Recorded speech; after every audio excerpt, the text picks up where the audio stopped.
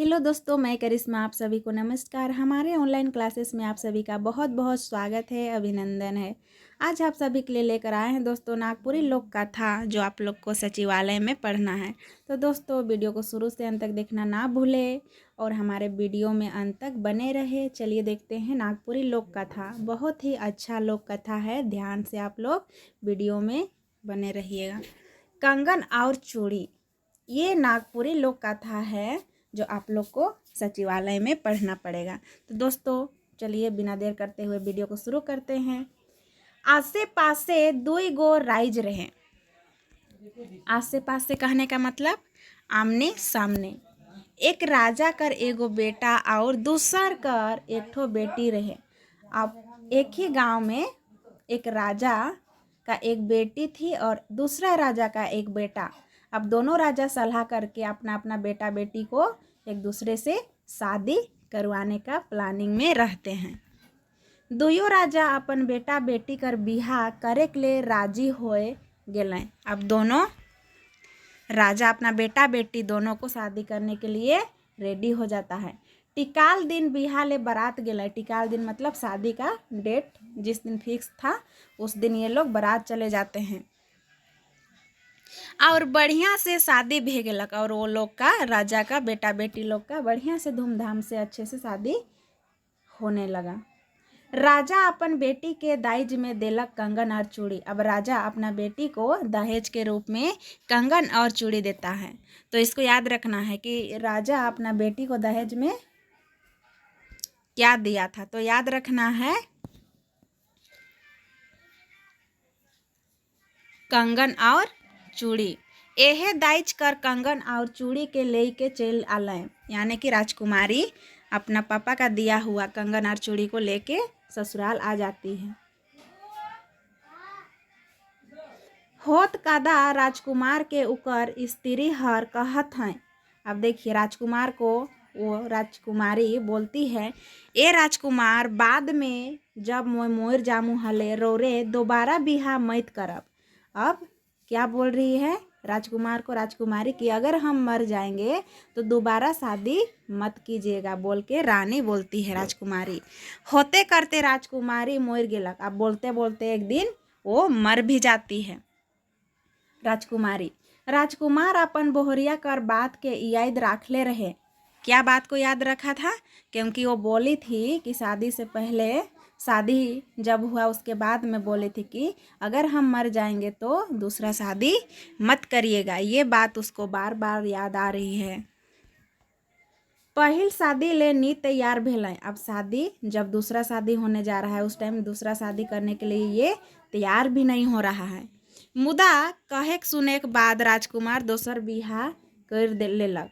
अब देखिए लोग बोल रहे हैं कि करना पड़ेगा ये वो फलना ढेकना, तो बात को फिर इसको मानना पड़ा। मुदा कहने का मतलब परंतु किंतु लेकिन। लेकिन कहे सुने का मतलब लेकिन लोग का कहने से उसको शादी दूसरा करना पड़ा। अपन नया बोहरिया के पहल बोहरिया कर कंगन और चूड़ी दे देलक। अब दूसरा शादी करके लाया उसको पहले वाली पत्नी का जो कंगन और चूड़ी था उसको दे देता है। राजकुमारी जब नैहर गेलक तो उ कंगन और चूड़ी के पींध के गेलक। अब राजकुमारी जब मायके जाती है तो वही कंगन और चूड़ी को पहन के जाती है। नैहर में उ कंगन और चूड़ी के सब कोई देखाए लागलक। सब कंगन और चूड़ी पिंधल पर राजकुमारी कर सुंदरई कर बखान करे लागलें। अब इतना सुंदर इसका चूड़ी था कंगन और चूड़ी की लोग देख के उसका सुंदरता के बारे में बोलने लग रहे हैं।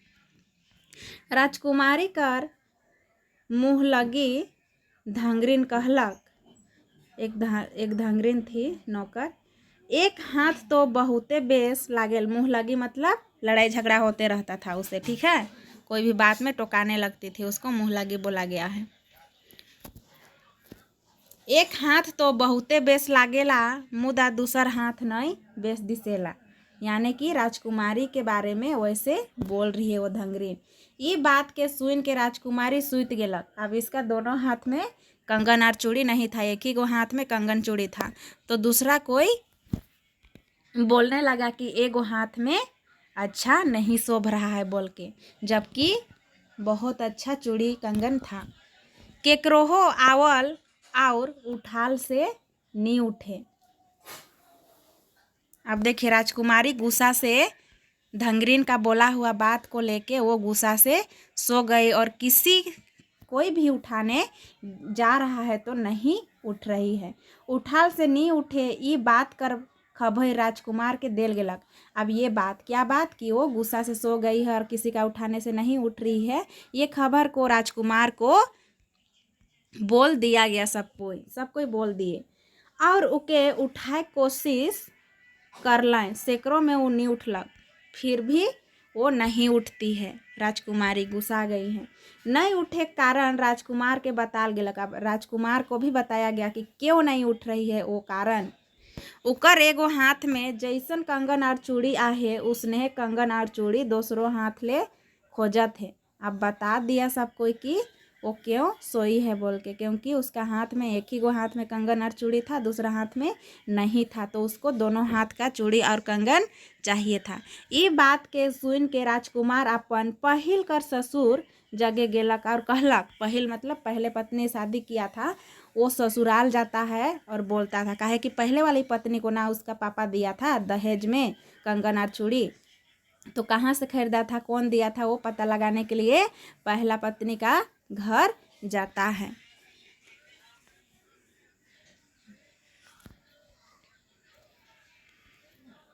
गोड़ से लागो ससुर हमरे बिनती हो राम, हे राम जे कंगन देये रही से ये कंगन जोड़ी मांगलें हो राम। जोड़ी मतलब पत्नी, एक जोड़ी मांगलें हो राम। आप ससुर के पास जाके, पहला वाला ससुर के पास जाके बोल रहा है कि जो कंगन और चूड़ी दिए थे आप अपना बेटी को शादी में, वो कंगन और चूड़ी हमको चाहिए, कहाँ से खरीदे थे बोल के अपना ससुर को बोल रहा है। दामाद बोलता है, ससुर हर दामाद के कहलाएं, सुनो पुत्र हमर बचने हो राम, हे राम हमके तो दिए रहे चांद महाराज हो राम, हे राम हमके तो दिए रहे चांद महाराज हो राम। ऐसे बोल रहा है उसका ससुर, मतलब हमको चांद दिया था, ऐसे बोल रहा है। राजकुमार हुआ से चांद महाराज जगे चल गेलक और चांद महाराज से कहलक, गोड़ से लागो मोय तो चांद महाराजे हो राम। फिर वहाँ से चल जाता है, चांद के पास मांगने जाता है और चांद को बोलता है, गोड़ से लागो मोय तो चांदे महाराजे हो राम, हे राम जे ये कंगन दे रही सही कंगन जोड़ी मांगलें हो राम। जोड़ी मतलब घरनी, पत्नी, घरनी नागपुरी से हुआ, पत्नी हिंदी से। चांद महाराज कहलाए। फिर चांद महाराज बोलने लगता है, सुनो पुत्र हमरे के वचने हो राम, हमके तो दिए रहे गुरु बाबा हो राम। अब चांद क्या बोलने लगता है कि हमको कौन दिया था, तो गुरु महाराज। अब वहाँ से भी राजकुमार चल जाता है। राजकुमार गुरु बाबा जगे गेलक और कहलक, गोड़ से लागो मोय तो गुरु बाबा हो राम, हे राम जे ये कंगन दे रही से ये कंगन जोड़ी मांगलें हो राम, हे राम जे ये कंगन दे रही से ये कंगन जोड़ी मांगलें हो राम।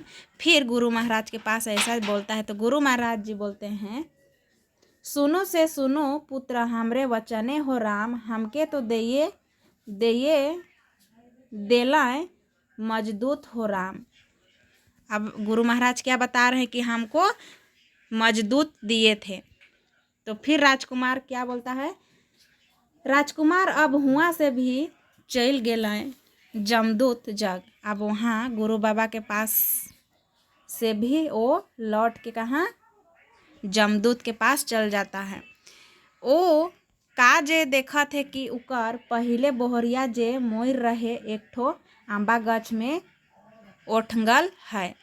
देखिए, जैसे वो वहाँ से जाता है तो उसको दिखाई देता है कि आम का पेड़ में उसका कंगन और चूड़ी रखल है, वही जगह उसको दफनाया भी गया है। उकरे बगल में कंगन और चूड़ी कर पोटरी माड़ाले है। उ जगह राजकुमार के जाय के नी दिलें। देखिए जहाँ पर उसको दफनाया गया था वही जगह एक आम का पेड़ था, वही जगह आम का पेड़ में ही का था, मोटरी लगाल था। ठीक है,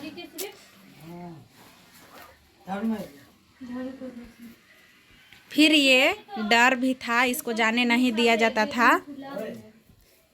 इसको नहीं जाने दिया जाता था उसके सामने, क्योंकि उसका पत्नी का वहाँ दफनाया गया था, इसका पत्नी को। सोच के देखिए आगे, तब वो सोचे लागल, कौन? राजकुमार, जे मोर रहे एक ठो आंबा गाछ में ओठंगाल है। क्या ओठंगाल था? तो वही कंगन और चूड़ी। उकरे बगल में कंगन और चूड़ी पोटरी मराले है, वो जगह राजकुमार के जाए के नहीं देला। तब वो सोचे लागलक, राजकुमार सोचने लगा, उसको जाने नहीं दिया तो अब वो भी पहिल बोहरिया जगह यही कुल में रह जाए। फिर यही कुल मतलब उसी के पास जाके वो वही जगह रह जाता है। इसने सोच के राजकुमार भी वही कुल में रह गेलक। अब फिर जहाँ इसको दफनाया गया था वही जगह ये भी कुल में मिल गया। हुआ एक मूंग दाल एक रावा चाउर दिले, जेके खाले पीले तले वो वही कुल में रह गए। मतलब जहाँ मोटरी झोटरी पोटली कंगन चूड़ी का था, वहीं उसको क्या मिला खाने के लिए? मूंग दाल और एक रावा चाउर दिले, जेके खाले पीले तले वही कुल में रह गए, वही जगह वो रह जाता है। उके अपन पहिल बोहरिया कर प्रेम याद हो गेलक। प्रेम उके हुआ रहे से मजबूर कर देलक। अब उसको अपना पहल पत्नी के बारे में याद आने लगा, उसका बोली वचन, उसका प्यार याद आने लगा। फिर वो वही जगह रह गया। यही था कंगन और चूड़ी लोक कथा। तो दोस्तों आप लोग को ये लोक कथा कैसा लगा, आप लोग ज़रूर कमेंट करके बताइएगा। इसी तरह से फिर आप सभी के लिए हम वीडियो लाते रहेंगे। तो चलिए दोस्तों, फिर अगला वीडियो में मिलते हैं।